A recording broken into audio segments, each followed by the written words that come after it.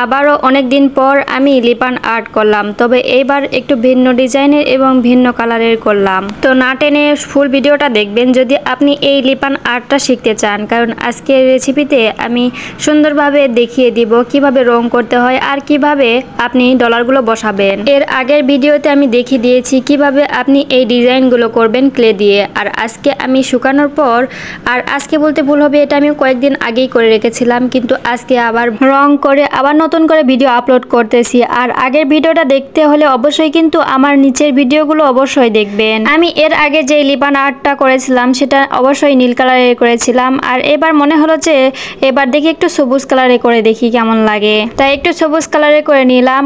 আর এই রং করার পর শুকিয়ে কিন্তু আমি এখানে ভার্নিশও করে নিয়েছি, তার কারণে রংটা একটু চকচক করতেছে। এবং পুরো কাজে আমি এখানে সুন্দর করে এই আয়নাগুলো বসায় নিলাম। তারপরে আমি মাঝখানে যেই সূর্যমুখী ফুলটা বানাইছিলাম সেখানে আমি রং করে নিচ্ছি।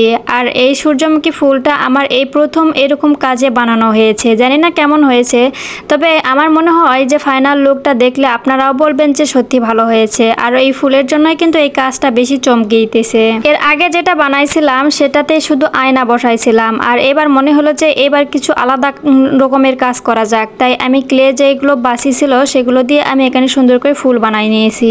আর এইরকম ক্লে দিয়ে এই প্রথমে আমি সূর্যমুখী ফুলটা বানাই নিয়েছি। কেমন হয়েছে কিন্তু জানাতে অবশ্যই ভুলবেন না। আর আমি এখানে যে রঙগুলো ইউজ করতেছি এগুলো হচ্ছে যে অ্যাক্রিলিক কালার, আর অ্যাক্রিলিক কালার দিয়ে আমার কাজ করতে বেশি ভালো লাগে। আর ক্লের উপর তো অ্যাক্রিলিক কালারই ব্যবহার করতে হয়।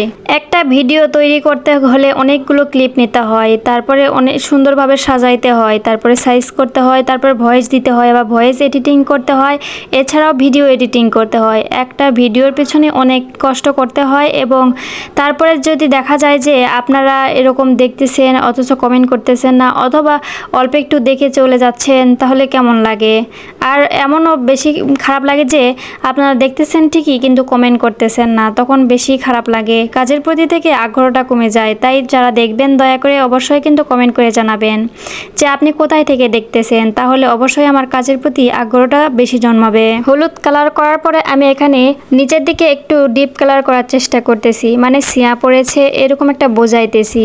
এক কথায় কিছুটা হলেও ফুলটা রিয়েলিস্টিক করার চেষ্টা করতেছি। আর এটা দিয়ে আমার দ্বিতীয় হচ্ছে লিপান আর্ট। আর এই দ্বিতীয় বেলাতে কেমন হয়েছে অবশ্যই কিন্তু জানাতে ভুলবেন না। আর আমার ভিডিও কারা নিয়ম মতো দেখেন অবশ্যই কিন্তু জানিয়ে যাবেন, তাদেরকে আমি অবশ্যই ভালোবাসা এবং সাপোর্ট দিয়ে আসবো। আমি এই ভিডিওটা করতেছি বগুড়া থেকে, কিন্তু আপনি দেখতেছেন কোন জেলা থেকে অবশ্যই জানায় যাবেন। আর সত্যি কথা বলতে কি, যারা ফুল ভিডিও দেখেছে তাদের কিন্তু কমেন্ট দেখলেই বোঝা যায়, কারণ আমি ভিডিওর মধ্যে অনেকগুলো প্রশ্ন করেছি, অবশ্যই কোনো না কোনো উত্তরটা তারা দিয়ে যাবে। আর যারা ফুল ভিডিও দেখবে না তারা অবশ্যই এরকম লিখবে যে অনেক সুন্দর হয়েছে, অসাধারণ সুন্দর ভিডিও, এরকম কিছু লিখেই চলে যাবে। তো যাই হোক, আমার ফুল ভিডিওটা দেখার জন্য সবাইকে অসংখ্য ধন্যবাদ। এভাবেই পাশে থাকবেন। আল্লাহ হাফেজ।